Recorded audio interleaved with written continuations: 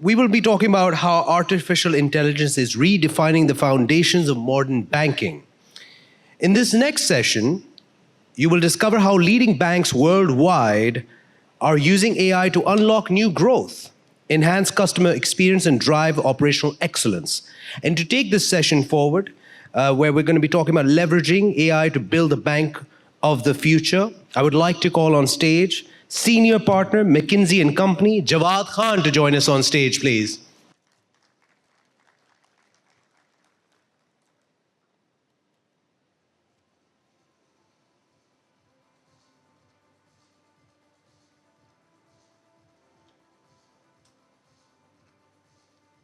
Assalamu alaikum, everyone. Absolute pleasure to be here. Asif, thank you for inviting me. I know many of you, and inshallah, I do need to drop by. It's been a while. I don't speak often, but this was a conference that I think has a lot of weight, and the kind of audience that's here. I think it's important we talk about a topic where I've seen a lot of institutions falter. A lot of hype, a lot of conversations, but not a lot of impact. And maybe before I start, I'd love to get a sense of, if I can just get a show of hands of anyone here who thinks we've experimented or we've done anything in AI in their banks.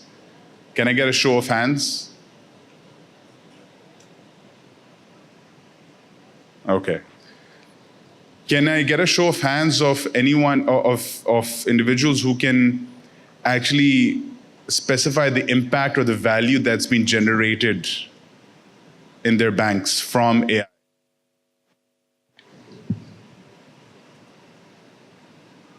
Okay. There's a vast difference in terms of, and again, I go back to Asif's point of experimentation versus actually measuring the impact. And if you can't measure, you can't change. And so with that, I'd kick off the conversation a little bit on AI, and my focus will be a lot more on how do you scale. I used to be a computer scientist in my previous life, but I'm not a data scientist. I'm not an AI researcher, but I do help organizations scale this impact. And over the past year even, or a couple of years, just the flurry of activity that's happening in the AI space has exponentially increased. 5 years ago, it was really Google that was trying to do something at scale and really sort of pushing the boundaries of AI. Today, the number of players, the kind of applications, the infrastructure that's being invested in is just at another level. It's really gone exponential, where people are now even doubting, are we really going to recover the investments that we're doing? And the infrastructure and the models that are building are really reaching, are beating actually human level performance as well, whether it be math, whether it be speech, reading skills. So a lot of those benchmarks are being breached, and we're now at a place where we can actually use them practically at scale. Now, over the past 3 months alone, from a practical lens, we've seen many institutions, large bulge bracket banks, actually putting a stake in the ground saying, we're going to go ahead and invest. JP Morgan's announced a $2 billion investment on AI, and they're expecting that return over the next couple of years from AI as well. UBS has now officially appointed a chief AI innovation officer as well. That means quite a bit for such a huge institution. Bank of America has launched a whole investment around the transaction banking side of things on AI. And so there's a lot happening. And they're publicly now announcing these things just to make sure we're getting the impact. I think what's happening though is sometimes people misunderstand what AI is, because there's a whole continuum from machine learning, which is really helping you solve, leveraging facts and data to predict what the future or what the next step would be. And there are very different applications for that, to generative AI, which is creating new content and to agentic, which is autonomous systems that actually solve a problem. We've sized what that impact is. Majority of the impact still is through traditional AI and machine learning. And even that's not being scaled and adopted at the level that we want. And what you typically see is on the machine learning side, it's typically revenue uplift and marketing sales and revenue enhancement is what drives that. Agentic AI is a lot more on productivity driven impact that happens. But I think having said that, and I'll skip a lot of the use cases, we've discussed this, I'll try to come to the cores. 80% of the banks that we've talked to have deployed some sort of Gen AI, Agentic AI use case. But as they say in Karachi, the impact is zero bata sanata. There's very limited track record of actually saying we've benefited from this. Institutions are still trying to figure this out. And I go back to what Asif had said. It's a lot of it has to do with just bite-sized approaches to solving these, to experimenting with these. And if I just go, the biggest issues that we've seen or blockers that we've seen is, of course, the pilot purgatory. Let's try something. If it fails, it's okay. I don't need to commit. The bank doesn't need to commit fully to a certain idea. But we'll do a small case and let's see what happens. Nobody's really gone bold. Nobody's really said, this is my end-to-end roadmap and vision. This is the number that I want to get to, and everyone aligns behind that number from an impact perspective. So the targets are also pretty small, and the aspiration is pretty small, and nobody really pushes themselves. Nobody then really puts the resources and investment behind it as well. And it's never just technology. In fact, actually, humans are the biggest blocker for adoption for AI because we just don't change our behavior in order to drive a lot of the impact that we need. And this topic is frankly driven by the CEO. This is not just a CIO topic. This is not just a head of retail or head of risk topic. The CEO needs to make this the top of the house agenda to be able to say, this is the roadmap that I'm looking for. This is the impact that we need to achieve. And what do I need to change to get there? And this is a bit of our view on when we look at, let me just move to the. So if we had to if an institution had to holistically move towards driving impact through AI, one is top of the house alignment. What are we doing? What are the use cases we want to do? What is the impact that we need to have? And we size that impact.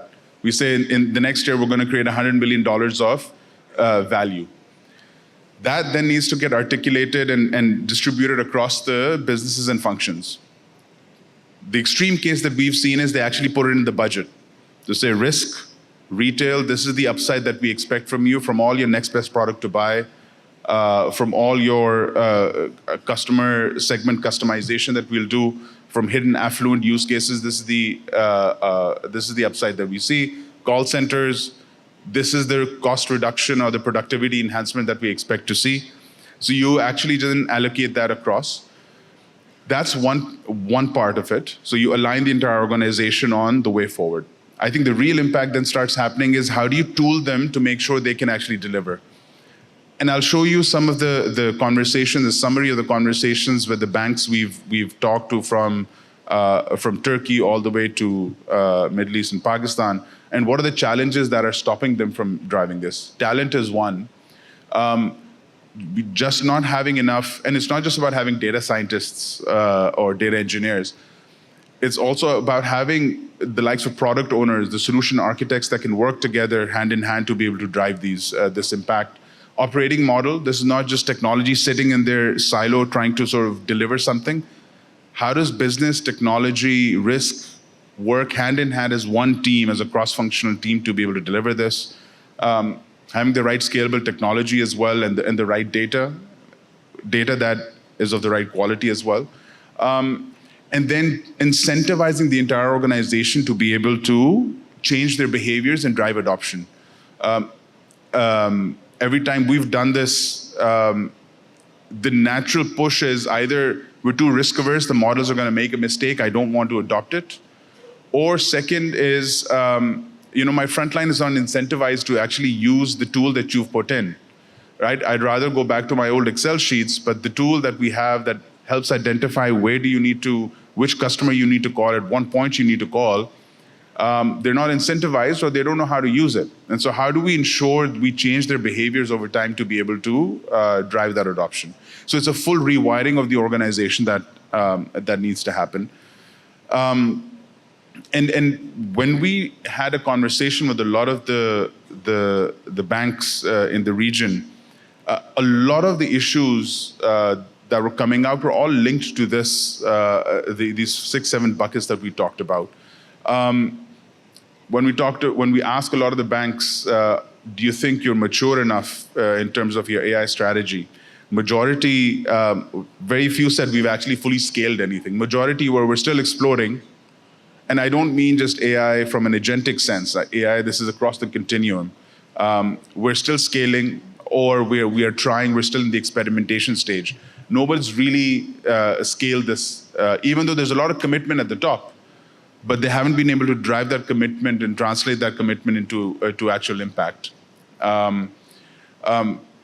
Traditional AI, generative AI is still the priority. Agentic is still new. I think they're still discovering a lot of what can actually do.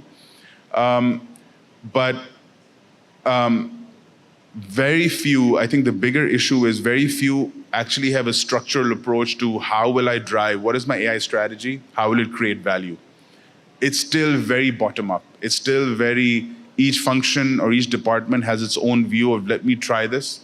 But there's no bank-wide approach to changing and pivoting towards a more structured approach to AI transformation. And a lot of the use cases are still very growth and efficiency led, which is okay. That's just the priority, but that's where they see a lot of the value coming through. How do I accelerate customer acquisition? How do I accelerate cross-sell? How do I do the same thing with lesser people, improve productivity? That's the typical feedback or priorities we're getting. And their assessment is, again, the retail banking side, risk compliance and operations is where we see the future impact, especially as AI is moving a lot more towards agentic from our traditional machine learning approach. So that's the other thing. But what are some of the key blockers beyond just not having a holistic roadmap? Talent. Just trying to find a product owner who knows the technical side and the business side together to be able to run these cross-functional squads is apparently not very easy to find or not very easy to train. Data challenges, just the accuracy of data that we have, or just the ability to consolidate the data at one place is also a whole different ballgame. Those are the 2-3 big issues that they see. The other challenges that are emerging a lot on the agentic AI space is just the lack of clarity on how we use cloud. In many of the jurisdictions, banks are not allowed to, even local in-country cloud, they're not really fully allowed to move customer data there. And that limits their ability to leverage scale from these hyperscalers. And so how do we create a framework, a regulatory framework that allows them to be able to leverage the customer data, leverage these hyperscalers, and not having to have GPUs on-prem to be able to build this, because otherwise that just raises the cost of the infrastructure cost to be able to build and adopt any specific AI use case. And the skill gaps, like I had said, is also not just about data scientists and data engineers, the modeling side. A lot of the skill gap is on the talents that's needed to scale these AI use cases. And product owners is what I had talked about, is you take, how do you get our frontline, our back office, to be able to use the models, and who's there to help them translate the use cases or the models into actual frontline changes. But that talent is the scarcest at the moment. And so we talked about this as well. And a lot of, when we also talked about the infrastructure, a lot of the banks, because of this regulatory, at least in their jurisdictions, the lack of clarity on regulation on how we leverage cloud, a lot of it is through on-prem GPUs, and naturally then the availability of GPUs becomes a challenge in scaling these AI, agentic AI impact across the organization. And so that's a bit of the sense I wanted to give from an impact perspective. There's a lot of excitement. There's a lot of experimentation. There is some banks are leading the way. There is a bit of a gold rush, but it's not really translating into real value. And I think the question that, and something that Asif also alluded to, you have to rewire the organization. Starting from the top, has to be CEO-led. And it has to be CEO-led. You have a strategic roadmap for the organization in terms of this is the value it's going to create, and where is it going to create the value. The targets get typically budgeted and allocated. The investments are put behind. The impact is tracked. And then from those investments, you identify who do you need to hire, how many do you need to hire, what's the tech investments that's required for us to be able to get there, what's the operating model shift that needs to happen. And if you don't track the impact, and if you don't hold people accountable, you also won't get the impact that's required. So it's not, AI is just a tool. It's actually an institutional transformation that needs to happen for you to actually get any value from AI that we're talking about, or any of the investments that you're going to do. So I'll conclude this conversation by just urging everyone to just reset your AI priorities. Where is it that's going to drive the impact? What use cases is it going to? Which use cases are really going to drive this? And what investment is required at the end? Set up the entire operating model, governance of this transformation within the bank, within the institution, and hold people accountable to say what their roles are and how do we track that impact. And then launch 1 or 2 lighthouses. When I say lighthouse, that doesn't mean a pilot. A lighthouse in terms of launch something at scale where people actually believe that we can have at-scale impact, and then you go from strength to strength. Rather than trying to do 100 things at the same time and failing, do a few things at scale, do them well, and you roll out the remaining use cases as you go. But that alignment at the top with the entire top management, top team on what the impact is, what the roadmap is, and what investments we need to put behind, and holding people accountable to that, that is the first step. We do that, everything else will happen. Yeah. With that, I'll conclude my one-way conversation, and happy to connect afterwards to continue the conversation on this. Thank you very much.